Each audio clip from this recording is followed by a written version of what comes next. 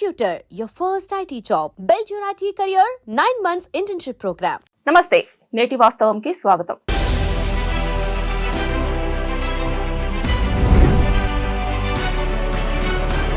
అమ్మా నమస్కారం. నమస్తే సంగీత.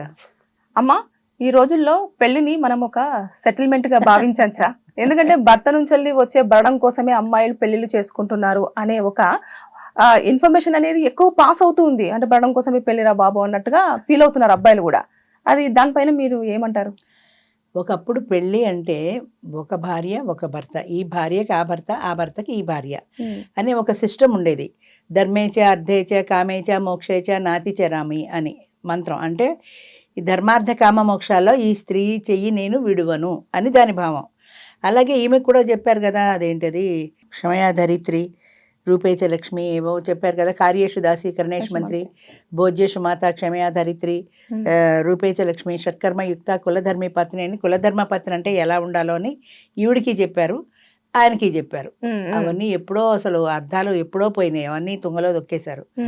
ఇప్పుడు ఏంటంటే ప్రజెంట్ సిచ్యువేషన్ నడుస్తున్నది, ఒక పెళ్ళి అంటే చాలా వాటిలో కార్టూన్లలో కూడా వస్తుంటుంది, మంచి ప్యాకేజ్ ఉండాలి, వాడికి 30 ఏళ్ళు దాటకూడదు. ఒక ఆమె చెప్తుంది 2 బంగ్లాలు ఉండాలి వాడికి. ఎందుకంటే రేపు పొద్దున కోపం వస్తే ఎవరి బంగ్లాలో వాళ్ళు ఉంటాం. అప్పుడు కూడా మళ్ళీ వీడి బంగ్లాలో ఉంటుంది, వీడితో ఉండదు కానీ వీడి కొన్న బంగ్లాలో ఉంటుంది. నా వాళ్ళందరూ వస్తారు కానీ వాళ్ళు ఎవరు రాకూడదు, కావాలంటే వాళ్ళు ఓల్డేజ్ హోమ్లో పెట్టేసి డబ్బులు పంపించేస్తాం. నా పిల్లి కుక్క అది పెంపుడు జంతువులు అన్నింటినీ తీసుకొస్తాను, వాటిని ఆయనే పోషించాలి. ఇలా వీళ్ళ డిమాండ్స్ ఇన్ని ఉన్నా కూడా మళ్ళీ 30 ఏళ్ళు దాటకూడదు, అది కూడా ఉంది. ఇవన్నీ వచ్చేటికి వాడికి 50 ఏళ్ళు వస్తే చేసుకోరు. 30 ఏళ్ళు దాటకూడదు, ఈ ప్యాకేజీలు ఉండాలి, 2 బిల్డింగ్లు ఉండాలి, ఒక కారు ఉండాలి, 2 బంగ్లాలు ఉండాలి, ప్రతి వారము వీకెండ్లో నన్ను షాపింగ్లకు తిప్పాలి, నేను ఏది కోరినా కాదనకూడదు. అలాంటి డిమాండ్లు ఈ రోజుల్లో పెరిగాయి. ఈ డిమాండ్లతో వాడు ఇష్టపడి పెళ్లి చేసుకున్నాడా సరే, కొన్నాళ్ళు హ్యాపీగా ఉంటారు. ఏదైనా తేడా వచ్చిందనుకో డైవర్స్కి వెళ్ళిపోతారు. డైవర్స్కి వెళ్ళిపోతే మెయింటెనెన్స్. అంచేత మెయింటెనెన్స్తో పాటుగా దానికి ముందు ఫస్ట్ ప్రిఫరెన్స్ దేనికంటే హ్యాపీగా ఉండడానికి. భార్యాభర్తలు మేమిద్దరం హ్యాపీగా ఉండాలంటే మా మధ్య మూడో మనిషి ఉండకూడదు, వాడి తరఫు బంధువులు ఎవరు ఉండకూడదు. వాళ్ళందరూ ఓల్డేజ్ హోమ్ కడతారో గోదావరిలో దూకుతారో వాళ్ళు చావు వాళ్ళు చేస్తారు, మాకు సంబంధం లేదు. నాకు మాత్రం ఈ కంఫర్ట్స్ అన్నీ ఉండాలి. అలా ఉన్నవాడిని నేను పెళ్లి చేసుకుంటాను. ఓకే. ఇవన్నీ కుదిరాక కూడా ఒకవేళ వాళ్ళిద్దరి మధ్యన తేడా వస్తే డైవర్స్ ఇచ్చేస్తుంది. డైవర్స్కి వెళ్ళిపోతే వెంటనే నెక్స్ట్ మెయింటెనెన్స్. డైవర్స్ అనేది మెయింటెనెన్స్ కోసం. అయితే ఆ మెయింటెనెన్స్ అనేది ఇప్పుడు పెద్ద పెద్ద వాళ్ళలో చూస్తుంటాము, మన సినిమా స్టార్లు అలాంటి వాళ్ళు కొన్ని కోట్లు ఇస్తారు మెయింటెనెన్స్. ఎందుకంటే వాళ్ళ దగ్గర చాలా సంపాదన ఉంటుంది కాబట్టి. ఇప్పుడు 5 లక్షలు 6 లక్షల ప్యాకేజీతో ఉన్నవాడిని అసలు వీళ్ళు పెళ్ళే చేసుకోరు కదా. నెలకి మినిమం 2 లక్షలు ఉండాలంటే 12 ఏళ్ళు 25 లక్షలు వాడికి ప్యాకేజ్ ఉంటేనే పెళ్లి చేసుకుంటారు. ఆ 25 లక్షల ప్యాకేజీతో వాడు పెళ్లి చేసుకుంటే రేపు పొద్దున విడాకులు ఇస్తే 1,00,000 రూపాయలైనా ఈవిడికి భరణం వస్తుంది కదా. హాయిగా కూర్చొని 1,00,000 రూపాయలతో నేను తినచ్చు కదా. అంటే పెళ్ళి అంటే ఒక వ్యాపారంలాగా అయిపోయింది. పెళ్ళి అంటే కష్ట సుఖాలు పంచుకుంటూ పిల్లల్ని కానీ వాళ్ళని పెంచి పెద్ద చేసి పలానా వాళ్ళు నీ పిల్లలు అంటే వీళ్ళకి ఒక గర్వకారణం, పలానా వాళ్ళు నా పేరెంట్స్ అంటే వాళ్ళకు ఒక ప్రిస్టేజీ, ఇవన్నీ పోయాయి. ఇవన్నీ పోయి ఎంతసేపటికి మాకు ఈ ప్యాకేజీ కావాలి, ఈ ప్యాకేజీలో ఉన్నవాడిని పెళ్లి చేసుకుంటాం, నా మాట కాదంటే విడాకులకు వెళ్ళిపోతా. విడాకులకు వెళ్ళిపోతే భరణం వచ్చేస్తుంది. ఇప్పుడు తగలబడి ఇంకో పెళ్లికి అవకాశం కూడా వచ్చింది, లివ్ ఇన్ రిలేషన్ కూడా వచ్చింది కదా. విడితో మానేసి వీడి ఇచ్చిన భరణం పుచ్చుకు నోరు ముసుగు కూర్చోరు కదా, మళ్ళీ ఎవరితో పెడతారు. మళ్ళీ ఎవరితోటో లివ్ ఇన్ రిలేషనో ఇంకొక పెళ్ళో ఏదో ఒకటి. మళ్ళీ పెళ్ళి అనుకో వాడితో పడకపోతే మళ్ళీ విడాకులు, మళ్ళీ భరణం. ఈ బిజినెస్ బాగుంది కదా, బిజినెస్ డైరెక్ట్. అయితే పెళ్ళి అంటే ఒక సెటిల్మెంట్, ఒక భరణం, ఒక బిజినెస్ అలా అయిపోయింది. అలా అందరూ చేస్తున్నారంట. అలా ఆ ఉద్దేశంతో చేసుకుంటున్న వాళ్ళు ప్రతిదానికి అల్టిమేట్ రిజల్ట్ డైవర్స్ అంటారు అంతే. కష్టమో సుఖమో భరిద్దామన్న భావన ఎవరికీ లేదు, ఆడవాళ్ళకి లేదు, మగవాళ్ళకి లేదు. ఆడవాళ్ళకి అసలు లేదు. ఒకప్పుడు ఏంటంటే మగవాడి జమానా నడిచింది, మగవాడి డిమాండ్స్ నడిచాయి, వాడి పెత్తనం ప్రకారం ఆడది అణిగి మణిగి పడుంది. ఇప్పుడు కాలం మారింది, ఆడవాళ్ళు చదువుకున్నారు, ఆడవాళ్ళు ఉద్యోగాలు చేస్తున్నారు, ఆడవాళ్ళు సంపాదిస్తున్నారు. సో నువ్వెంతంటే నువ్వెంత అనే స్థాయికి ఆడవాళ్ళు కూడా పెరిగారు కదా. అవును, పెరిగారు. అంచేత నువ్వు తమలపాకుతో నువ్వోటంటే తలుపు చెక్కతో నేరెండంట అన్నట్టు నువ్వు ఒకటంటే నేను రెండంటాను అన్న స్టేజ్కి వచ్చేసారు. ఎప్పుడైతే వచ్చేసారో నీ లెక్క లేకపోయినా నేను బ్రతకగలను, నాకు ఆప్షన్ ఉంది, ఇంకొక పెళ్లి ఆప్షన్ ఉంది, లివ్ ఇన్ రిలేషన్ ఆప్షన్ ఉంది, నీతోటే అంటి పెట్టుకుని నేను దేనికి ఉండాలి, అన్న భావన ఆడవాళ్ళలో ఈ ఆర్థిక స్వతంత్రం అనేది వచ్చిన తర్వాత బాగా ఎక్కువైపోయింది. ఎందుకమ్మా మరి టైం తీసుకోలేకపోతున్నారు? ఇప్పుడు ఇద్దరు కూడా 2 ఫ్యామిలీస్ నుంచి డిఫరెంట్ అవును. ఫ్యామిలీస్ నుంచి రావడం జరుగుతుంది. అవును, అంటే ఇప్పుడు మీ మనస్తత్వం వేరే ఉంటుంది, నా మనస్తత్వం వేరే అవును, ఉంటుంది. అవును. ఎందుకని అంత టైం తీసుకోకుండానే ఇమీడియట్ గా సెట్ అవ్వట్లేదు అని చెప్పేసి విడాకుల దాకా పోయి సెటిల్మెంట్ చేసుకోవడం ఈగో అనేది జరుగుతుంది. ప్రాబ్లమ్స్ కదా, ప్రతి వాళ్ళకి ఈగో ఉంటుంది. వాడు వాడు వాడు సినిమాకి తీసుకెళ్ళకపోతే, వాడు చీర కొనకపోతే నా ఈగో హర్ట్ అయింది. అబ్బో. నా ఈగో హర్ట్ అయిందంటే నేను ఎందుకు ఉండాలి వాడితో? అలాంటి 2-3 ఇన్సిడెంట్లు అయితే ఇక 10 ఏళ్ల దాకా వాడితో భరించాల్సిన అవసరం ఏంటి? పెందరాళ్ళు ఇంకొన్ని చూసుకోవచ్చు కదా. నాకు 40 ఏళ్ళు వచ్చేదాకా ఎందుకు? విడితే సంవత్సరం తిరగకుండా విడాకులు వచ్చేస్తున్నాయంటే మరి ఎందుకు వస్తున్నాయి? సంవత్సరంలోగా ఇలాంటి చిన్న చిన్న తగాదాల్లో చిలికి చిలికి గాలివానయ్యి పెద్దలు చేసుకుంటున్నారు తప్ప సర్దుబాటు మనస్తత్వం లేదమ్మా. అసలు ప్రజల్లో ఉండవలసింది ఏంటంటే చిన్న చిన్న విషయాలకి ఈగో హర్ట్ అయిపోతుందని, సర్దుబాటు మనస్తత్వం లేకపోవడం వల్ల సగం సంసారాలు విడిపోతున్నాయి. ఎక్కడో ఒకడు ఓ చోట సర్దుకుంటే పోతుంది కదా. నేనే ఎందుకు సర్దుకోవాలంటే నేనే ఎందుకు సర్దుకోవాలి, నువ్వే సర్దుకో అంటే నువ్వే సర్దుకో.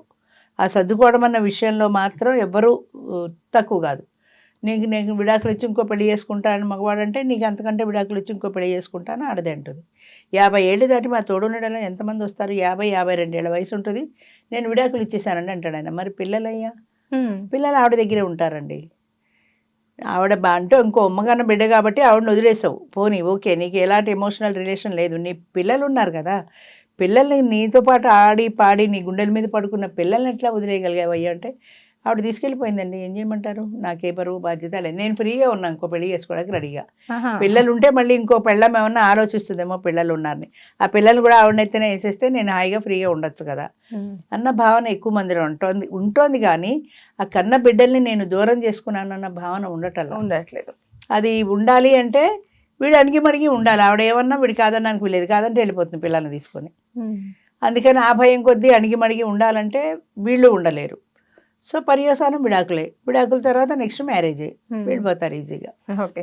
ఆవిడ భరణం అడుగుతుంది. అది సింగిల్ గా ఉంటేనే ఒక భరణము, పిల్లలు ఉంటే ఇంకొక భరణం. మరి పిల్లల మెయింటెనెన్స్ కూడా కావాలి కదా, పిల్లల మెయింటెనెన్స్ కూడా కావాలి, అడుగుతుంది.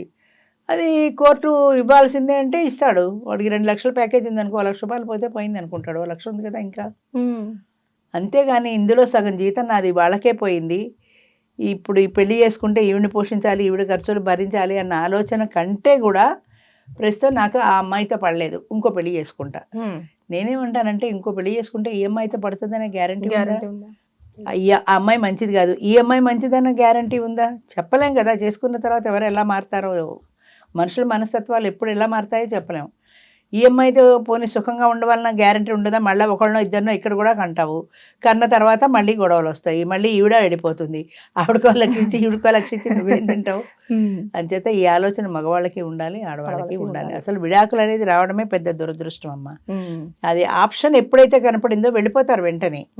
మాకు ఇంకొక ఆప్షన్ ఉంది కదా, విడాకులు ఉందని చెప్పేసి లేవు కాబట్టి ఇవన్నీ చచ్చినట్టు భరించారు. ఇంకొక ఆప్షన్ లేదు ఇది వరకు కాబట్టి కొట్టుకున్నా తిట్టుకున్నా 3 పెళ్ళం ఏదో వాళ్ళకి 4 గోళ్ల మధ్యన కొట్టు తెచ్చారు కానీ అలాగే కంటిన్యూ అయ్యారు. విడాకుల ఆప్షన్ లేదు కదా.